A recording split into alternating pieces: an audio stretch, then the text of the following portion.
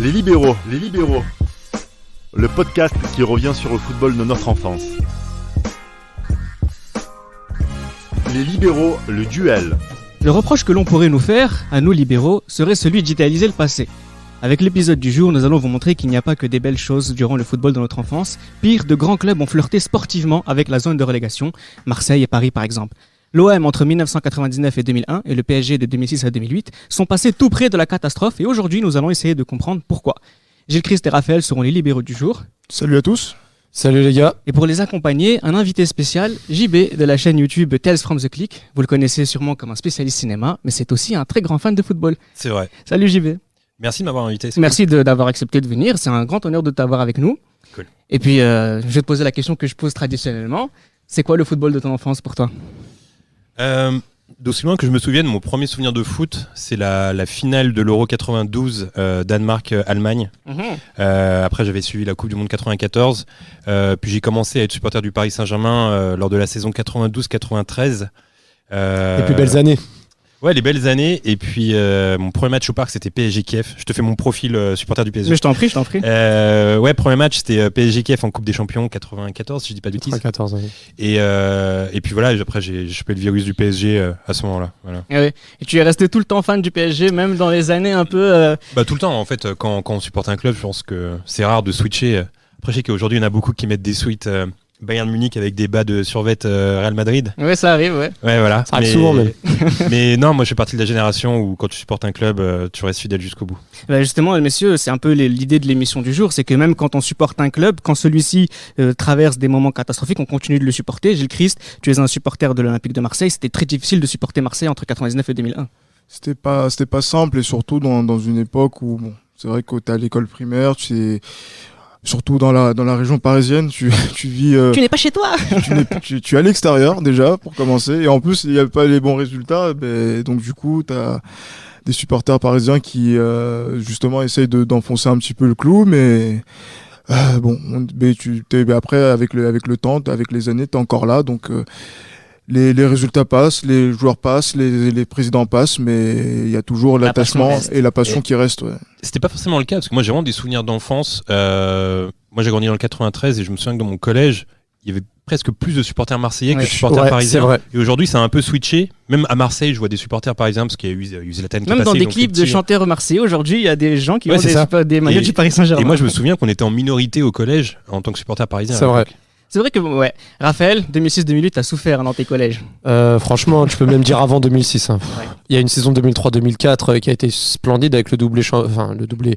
On appelle ça un doublé tellement on était pauvre de récompenses. On avait Coupe de France et deuxième place, c'était déjà extraordinaire. À l'époque, c'est bien ça. Mais depuis, toute mon enfance, moi, c'était la seule saison où j'ai pu profiter. Hein. Sinon, c'était compliqué depuis 98 jusqu'à 2008. Hein. Donc, c'est une longue chute qui a failli terminer en Ligue 2. Mais on en reviendra plus tard. Mais justement, moi j'ai envie de faire un petit peu le comparatif entre ces deux périodes marseillaises et parisiennes de souffrance.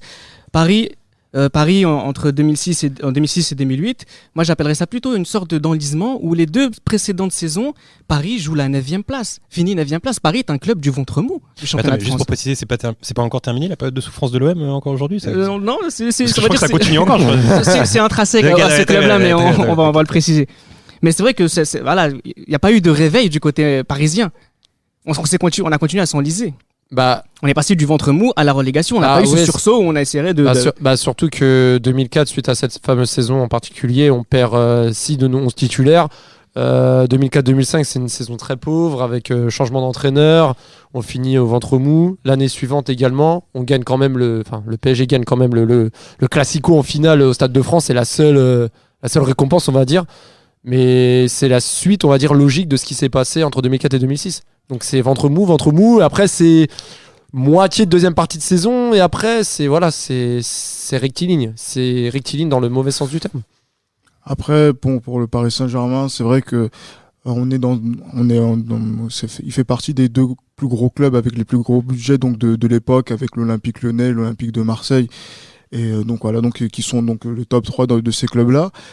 Lyon est champion, Marseille est régulièrement européen, est toujours donc dans les 5-6 premiers et après se place en Ligue des Champions, notamment sur les saisons où les Parisiens ont galéré, mais les Parisiens, donc sur cette période-là, 9e place, on joue un peu la Coupe UEFA et après voilà, on joue le maintien.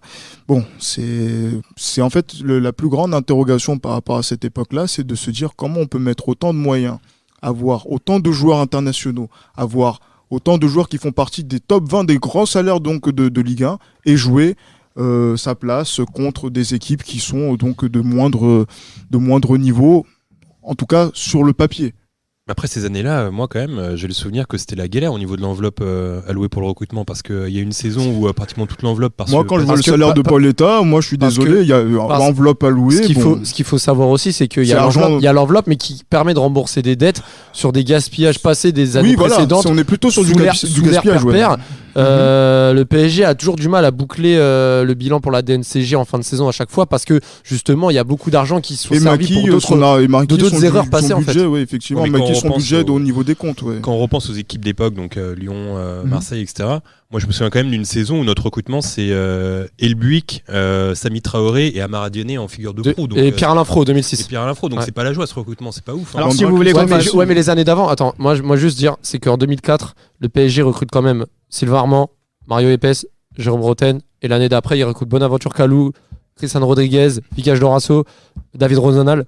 Entre autres. Mal, ça. Ouais, mais ça a entraîné une chute avec du ventre mou alors qu'on sortait d'une 2e place. Donc, dans un sens, tu as de l'argent, tu le dépenses mal. Tu le dépenses très mal. En plus des années précédentes où tu achetais des Anelka hors de prix, au-dessus de tes moyens, bah forcément, en 2006 et 2007, le recrutement il est léger. Bah, c'est logique. Après, c'est aussi une histoire de management, parce que je me souviens que cette année-là, on était plutôt bien placé. Ça vient Laurent Fournier alors qu'on était 2e ou 3e.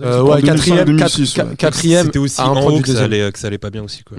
Bah justement, l'intersaison 2006-2007, il y a aussi Colonie Capital qui vient. Exactement. On a mentionné Alain Cazat qui est président. Du côté de Marseille, avant de revenir justement sur les joueurs qui ont participé à ce Paris Saint-Germain, on va parler un peu de la chute peut-être justement de l'Olympique de Marseille, puisque Marseille, si on se souvient bien, on avait fait un podcast sur la saison 98-99 où l'Olympique de Marseille finissait 2e avec une finale de Coupe de l'UEFA. 97-98, on est 4e. Et puis après, on joue 15e place 2 fois de suite. Finalement, là, c'est plus la brutalité de la chute qui nous marque. C'est la brutalité de la chute, mais quand tu vois, par exemple, les conséquences de la saison 98-99, qui a été une saison incroyable pour l'Olympique de Marseille, avec un championnat qui se joue à la dernière journée, à 1 minute près, le Marseille était champion, et aussi donc il y a cette finale européenne. Donc Marseille repart avec des ambitions. N'oublions pas que par exemple Robert Louis Dreyfus, il parle comme ambition de faire de Marseille le Bayern du Sud. Bon, en termes de concept, il s'est un peu loupé par rapport à cette idée de concept-là. C'est le Sud, quoi. Ça, c'est la seule chose. Voilà, c'est le Sud. Voilà, ça reste le Sud. Après le Bayern, bon, c'est autre chose. Vous avez voulu être Dortmund aussi après, mais ça n'a pas marché. Non, ça n'a pas forcément marché. Vous voudriez être le Werder de Brême l'année prochaine, peut-être. Bon, après, ce sont des clubs qui ont gagné des coupes d'Europe. Bon, il faut respecter les clubs qui ont des coupes d'Europe. Mais Gilles, il y a aussi un truc qui a fait mal à Marseille. Après cette saison 99 que je viens de dire, c'est aussi le départ de Laurent Blanc à l'Inter Milan. Oui, mais ça fait très mal aussi. En fait, ça part d'un désaccord entre Laurent Courbis et Laurent Blanc qui se termine à l'été 99 vers son départ de l'Inter. Et après, c'est aussi donc trop de renforts, trop de départs. Il y a eu donc pas mal de mouvements. J'ai plus. C'était pas si mal ce recrutement. Il y avait De La Peña qui était venu, il y avait Dalmat, je crois, si je ne me Et Laurent Blanc avait été remplacé par Berizzo, qui après a fait une carrière vraiment honorable au Celta Vigo. Au Celta Vigo et qui après est devenu. C'était pas si mauvais ce recrutement. C'est juste Laurent Blanc, comme tu dis. Ça mais après, dire que c'est une succession de fausses bonnes idées. Par exemple, quand vous voulez prendre Marcelino. Marcelino, c'est l'année d'après. C'est Abel Braga. C'est 2000-2001. Mais c'est la période. Mais dans tous les cas aussi, c'est comme le recrutement du PSG que j'ai cité tout à l'heure. Il y a beaucoup de flops, il y a beaucoup d'anciens, même si c'était l'une des satisfactions de 2000, par exemple Jamel Belmadi, Florian Maurice, Georges Weah, Bruno Ngotti. Enfin, il y a plein de noms qui ressortent, mais on ne sait pas où ça va en fait. Ouais, exactement. Pour Marcelino, il arrive en janvie 2000, hein, donc il vient dans la saison. Je crois que son premier match est contre le Havre. Je crois qu'il arrive avec un autre Brésilien, c'est Adriano, je crois. Oui, Adriano, exactement. Tout à fait. Mais voilà, donc mais après, c'est là où on se dit qu'en termes de rotation, on a parlé donc Lilian Martin, Daniel Montenegro, Stéphane Trévisan, Franck Dumas qui arrive. Bon, voilà. Mais c'est que comme Montenegro arrive, il était déjà, qui arrive donc de Montpellier, effectivement. On est sur un gros turnover, un gros changement en fait dans le 11 titulaire qui a fait 98-99 pour passer sur un 11 complètement différent.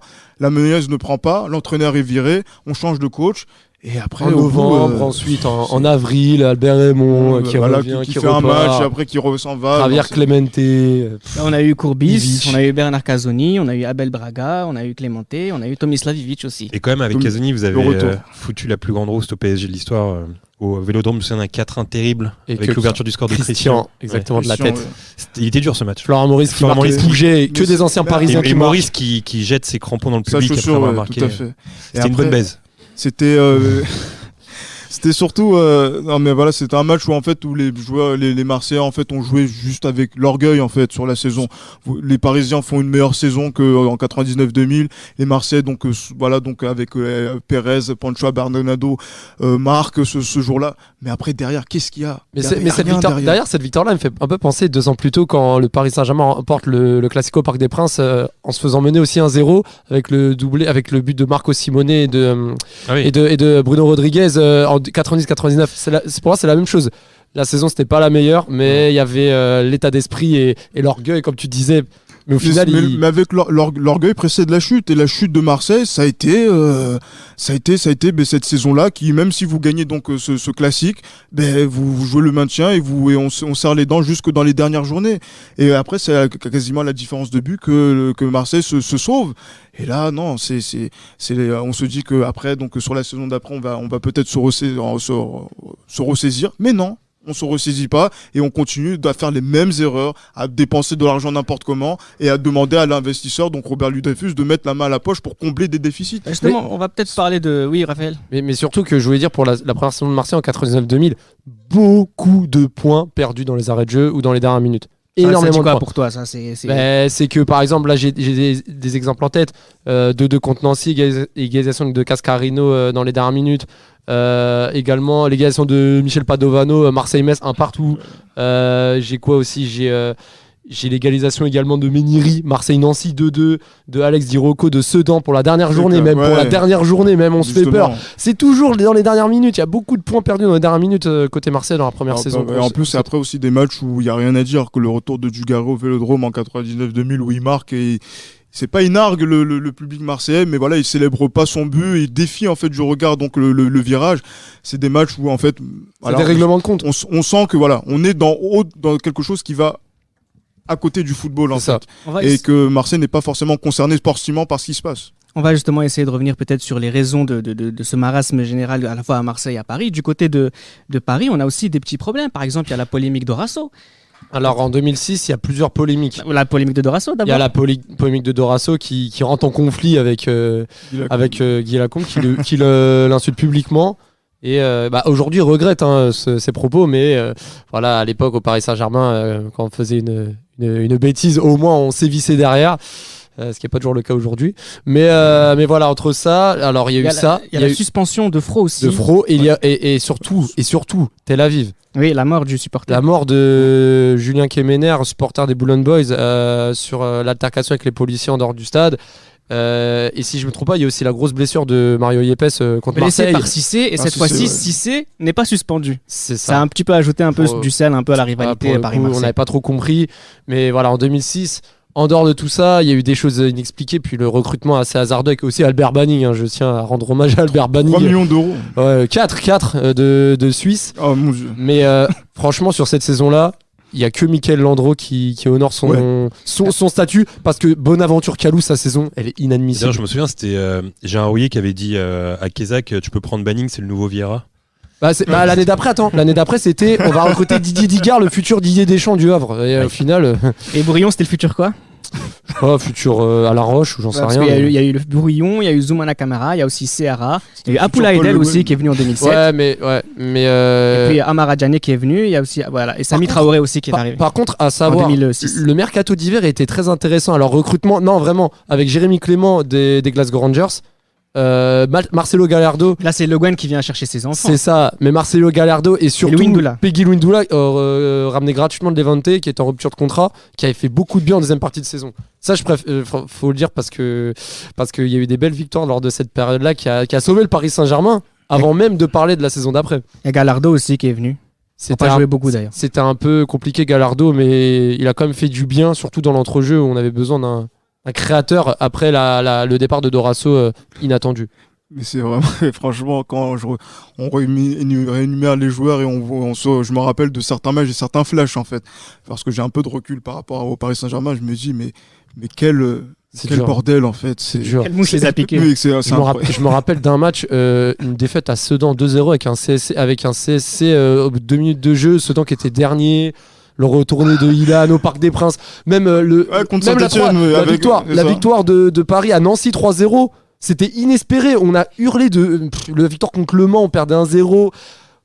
Tous les matchs étaient la Ligue des Champions alors qu'on jouait des équipes. Oh là là, et à la fin, voir Paoletta finir meilleur buteur avec 14 buts. Bon. 15 buts. 15 buts, autant pour nous. Et derrière, devant Steve Savidan qui en avait 13 ou 14. Mais ça on ne disait pas aussi un peu sur le niveau du championnat de France à l'époque ? Finir meilleur buteur et 15 buts. En fait, il y avait un peu Lyon qui survolait tout. Ouais. En fait, c'était un peu ce que fait le PSG maintenant. Du coup, c'était un peu chiant. Même moi, en tant que supporter parisien, je trouve ça chiant qu'il y ait Paris qui soit en haut tous les ans. Parce que du coup, ça enlève du suspense. Et je me souviens d'une époque où Monaco était champion. L'année d'après, c'était Nantes. Après, c'était Bordeaux. Après, c'était Paris. Et ça changeait un petit peu. Là, c'était Lyon. Après, c'est l'hégémonie du PSG. Mais ouais, il y avait Lyon qui survolait tout. Lyon qui laissait très peu de miettes. Et Lyon qui est champion au Parc des Princes à la 33e journée avec un but de Fred de la tête, je me rappelle. Ouais, ça, c'est pour bien encore plus. Revenons à Marseille. Marseille, là aussi, là, il y a toujours un seul président, c'est Robert Louis Dreyfus. Il y a aussi, à un moment donné, la tentation de refaire revenir Bernard Tapie. Hein, en plus d'avoir 6 coachs différents en 2 ans, il se passe quoi à Marseille? Voilà, donc Bernard Tapie qui sort d'une pièce de théâtre et qui maintenant rencontre Robert Louis Dreyfus sur un plateau de télévision. Et après, sur les conseils, je ne sais pas s'ils étaient avisés ou pas, auprès de Robert Louis Dreyfus, Tapie qui revient aussi à la demande populaire de revivre les années, la fin des années 80, le début des années 90. Et on voit que Bernard Tapie, la prison, le fait de ne plus être dans les affaires, ça se ressent très clairement dans sa façon de faire, dans sa façon de voir les choses. Tu perds un peu ton mojo, de ton charme. Un peu c'est ça en fait. Ouais. Donc c'est-à-dire que vous pouvez plus venir dans les vestiaires pour faire la compo à la place des on va dire des entraîneurs, comme ça pouvait se faire auparavant. Et donc là vous êtes complètement dépassé par la première division des années 2000 et qu'en fait il y a un tournant qui n'a pas réussi à prendre. Ça, je pense pas écorner beaucoup l'image de Bernard Tapie, mais bon, comme le disait Jean-Claude Izzo à Marseille, où moins on concède à la vie, plus on se coltine avec la mort. C'est exagéré, mais ça en dit beaucoup sur cette période. Je me souviens qu'il avait recruté un attaquant, il avait dit que c'était le nouveau Papin, c'est un Belge qui s'appelait Jürgen Cavens. Cavens, ouais, tout à fait. Ça avait été un flop total, et il avait même pris un mec, il y avait eu Lamborghio, Lamine Diatta, c'était très bizarre parce qu'il avait signé à l'OM. Et finalement, Tapie, je crois, s'était rendu compte qu'il en voulait pas forcément. Et il avait signé à Rennes dans la foulée. Donc il avait signé à l'OM, il était resté 2 semaines. Je crois que c'était un peu n'importe quoi ce recrutement. C'est clair. Mais il y avait des joueurs aussi pour lesquels on est passé à travers. Les Seydou Keita qui était à Marseille, après qui s'en va. Donc, mais quand tu dis qu'à la fin de la saison, les seules satisfactions, c'est Abardonado et Jamel Belmadi. C'est que quand même, il n'y a pas grand-chose à se mettre sous la dent. Non, il n'y a pas grand-chose à se mettre sous la dent. Ça veut dire qu'il y a peut-être qu'un Titi parisien qui est un peu revanchard, donc avec Belmadi. Là, tu parles de Abardonado. Qui était tout jeune. C'est un jeune, c'est un jeune qui sort, qui est de la région et qui a faim. Et on peut pas, avec la faim, on peut pas être c'est pas uniquement avec la faim qu'on peut être un champion. Il faut plus de choses. Et en fait, cette Olympique de Marseille-là, mélange de mauvais joueurs étrangers et de joueurs français Jérôme Leroy aussi qui est Marseillais. Qui fait la navette entre Paris, Marseille. Ce qui est drôle, c'est pas avec Laurent Leroy aussi. C'est ça qui est drôle avec le classique, le 4-1 fameux. Ce qui est drôle avec Jérôme Leroy, c'est que finalement c'est un Parisien qui vous permet de rester en Ligue 1 parce que si je dis pas bêtise, c'est lui qui marque à Sedan le but sauveur qui vous permet de rester en division. En Ligue 1, tout à fait. Ouais. Après, c'est comme le but on va revenir, le but d'Amara Diana Sochaux. C'est des buts qui sauvent, mais il faut pas non plus parler de sauveur dans le sens où en fait, tu n'as pas à être le sauveur à ce moment-là de la saison pour le maintien. On va dire tu sauves tout ce que tu as semé auparavant. C'est clair. Moi, je me rappelle en plus sur la période, celle qui me parle un petit peu le plus pour Marseille, donc 99-2000, c'est je regarde le journal de TF1, il y a un OM Strasbourg, Marseille perd à Strasbourg, et en fait, souvent. assez souvent en plus à cette époque-là. Et en fait, il y a la voix de Martin Zara qui dit: est-ce que Marseille va descendre en 2e division ? Et là, en fait, il y a un silence chez moi. Il y a mon père qui regarde la télé, je regarde, il y a mes oncles qui sont là, en fait, et les gens se rendent compte qu'en fait, la situation de Marseille est tellement catastrophique que, on se pose la question, dans le journal de 20h, que Marseille peut descendre en deuxième division. Et là, c'est là où en fait on se rend compte que il s'est passé quelque chose entre 99 où vous êtes en finale de la Coupe UEFA, vous passez donc deuxième, vous passez donc à deux doigts donc de la deuxième division, et après la deuxième saison avec les Georges Weah, etc. Mais vous faites encore la même chose. Ouais, ça a été vraiment très difficile. C'est cardiaque. Je me souviens, j'étais au Parc des Princes pour ce fameux match PSG Bordeaux. Qui donne le titre à Bordeaux. À Bordeaux, oui. Et c'est vraiment un match à part. J'étais abonné pendant de longues années au Parc des Princes, et c'est vraiment un match à part parce que à la fin du match, tout le parc s'est soulevé quand Fendouno a marqué. J'avais jamais vu ça. Finalement, c'était Bordeaux qui l'emportait et le parc était en ébullition. J'ai rarement vu ça. Et on était tous heureux de voir Fendouno marquer, c'était fou quoi. C'est-à-dire qu'en fait, un de mes plus beaux matchs au parc, c'est une défaite du PSG quoi. Ouais, mais ça en dit long aussi sur la profondeur de cette rivalité Paris et Marseille, dont on dit beaucoup qu'elle est factice, etc. Mais quand même, à un moment donné, ça a été fort et ça continue de l'être. Et c'est intéressant de voir aussi que... Non mais si, quand on dit qu'on est content que Marseille se casse la gueule, c'est que quelque part... On va dire, tu veux dire aujourd'hui dans notre période, aujourd'hui peut-être un peu moins, parce que comme tu le disais tout à l'heure, Paris Saint-Germain a un peu... a survolé un peu les débats. Aujourd'hui, pour le coup, peut-être la rivalité Marseille-PSG est un peu plus factice, mais justement sur ce tournant des années 2000, c'était quand même quelque chose d'assez fort. Et c'est pas étonnant qu'on en parle aujourd'hui aussi sur cette comparaison à travers deux différentes périodes. C'est aussi à cette idée c'est inconcevable de voir un de ces deux équipes en Division 2. Tu parlais de Marseille, on pose la question, est-ce que Marseille peut être en Division 2 ? Ça fait un choc déjà. C'est clair, parce qu'en fait, Marseille a déjà descendu en deuxième division, donc de façon administrative, et est resté 2 saisons après, voilà, donc en 94, 95, en 95, 96. En 80, c'est ça, tout à fait. Et donc c'était administratif. Donc oui. Après, donc toutes ce qui est ressorti de VAOM, etc. Mais après, sportivement, se dire que Marseille va descendre, comme ça a pu l'être le cas donc dans les années 80 avec les Minots qui ont repris le club derrière. C'était pas quelque chose à notre époque. Quand t'es petit, tu peux pas le concevoir. Marseille, on te dit que c'est le club le plus populaire de France, c'est le club le plus titré à l'époque, en Coupe de France, en championnat, et tu peux pas te dire que cette équipe-là, avec tous ces joueurs-là, Pires, etc. Galas, oui. Voilà, Galas, tu peux pas te dire qu'elle va descendre cette équipe. Et c'est pareil pour le Paris Saint-Germain entre 2006 et 2008. Même si on joue le ventre mou pendant 2 saisons d'affilée, on est passé près de la catastrophe 2 fois d'affilée. Tout le monde était effrayé. En fait, c'est un match qui change le destin du club parce que si Paris va en Ligue 2, je suis pas sûr qu'il y ait le Qatar aujourd'hui. Donc ça a vraiment changé à fond l'histoire du PSG. Et surtout, je pense que ça aurait été vraiment difficile de remonter parce que Paris c'est un peu un club paillette, un peu un club de stars, et on sait que la Ligue 2 est vraiment différente de la Ligue 1, c'est vraiment très physique, il faut y aller avec envie quand tu vas jouer à Laval ou dans ces matchs. Et je pense que Paris aurait vraiment galéré pour remonter quoi. C'est vrai que ça a été dur. 2006-2007, j'ai vraiment le souvenir que 34e journée de 2006-2007, Paris a besoin de battre Lyon au 35e journée et se fait gazer par Juninho dans les arrêts de jeu après un but d'Edouard Cissé et assure son maintien au soir de la 37e journée avec une victoire contre les Stacks au Parc des Princes contre 3 2-1 avec un penalty Paoletta notamment, mais là on va dire que c'était les prémices, mais 2007-2008 c'est encore plus compliqué parce qu'on attend la 20e journée pour la première victoire à domicile contre le RC Lens. Terrible, hein. Sportivement, je répète. Que le Paris et paradoxalement, le PSG jusqu'à la 14e journée, de mémoire, et même la première partie de saison, c'était l'une des meilleures équipes d'Europe à l'extérieur. Notamment, ils finissent la phase aller avec une victoire à Saint-Etienne, qui n'a pas perdu à domicile depuis 1 an.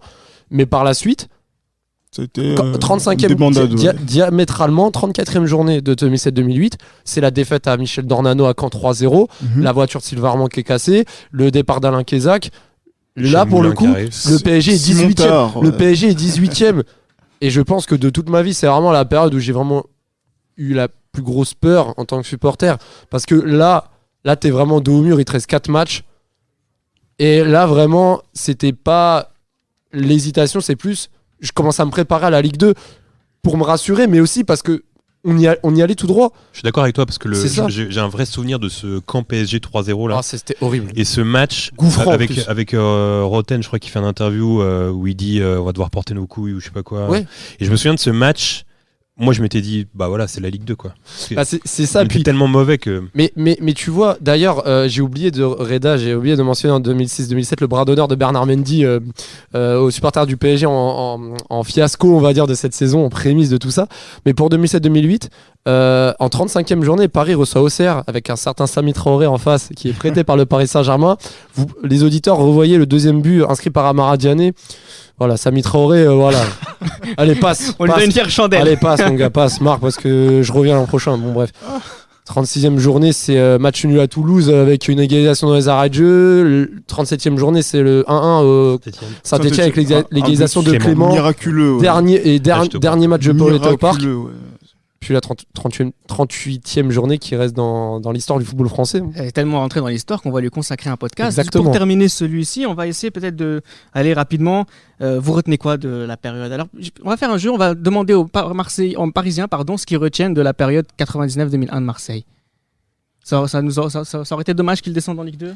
Bah oui, bien sûr, mais moi j'ai surtout le sentiment d'un énorme gâchis parce que ils font une saison extraordinaire en 98-99. Oui, on en a consacré un podcast. Et moi je trouve que le recrutement de la saison d'après, mis à part le départ de Laurent Blanc qui est malheureux, est pas si mauvais que ça parce que faut se souvenir qu'à l'époque Ivan de la Peña, quand il le chope, c'est un crack à ce moment-là. Des mecs comme Dalmat, c'était un super espoir, etc. Donc et je me souviens même d'une bonne prestation à Old Trafford avec un but de Bakayoko, Oui, si je dis pas tout à fait, bêtise. le 2-1. Ouais, voilà. Donc il y avait Trafford, quand même des raisons d'y croire. Et moi je me souviens qu'à l'époque je me suis dit bon voilà, maintenant Marseille c'est la route vers le sommet parce qu'ils ont fait une bonne saison. Là ils ont recruté De La Peña, Dalmat, ils vont être probablement champions. Donc surtout un gros gâchis parce que pour la première fois Marseille ils avaient une équipe qui pour moi sur le papier et dans le jeu pouvait presque égaler l'équipe de 92-93 parce que tout ce qui était Ravanelli, Laurent Blanc, Pires, etc. C'était S'ils étaient tous restés. Ouais. Voilà, c'était pour moi du même acabit que le grand OM de Papin. Parce que si tu vois en fait là on dit peut-être pas mais s'il n'y a pas PSG qui laisse gagner Bordeaux la dernière journée, si vous gagnez la finale de Coupe d'Europe, c'est une saison historique pour le club en fait. Et là on se dit c'est une saison aussi bonne que 92-93. Après la finale de Coupe d'Europe, l'écart était quand même très étendu. Ça se joue à Moscou, il manque des joueurs, il y a la boulette de Laurent Blanc, il y a plein de trucs qui font que Parmé au-dessus quand même. Parmé au-dessus, mais après sur une finale tout peut se jouer, donc c'est surtout l'idée d'un gros gâchis quand même, parce que je pense que Marseille, s'ils avaient bien négocié le tournant, ils auraient pu prendre la place de Lyon. Et toi, Christ, tu festoyais entre 2006 et 2008 du malheur parisien?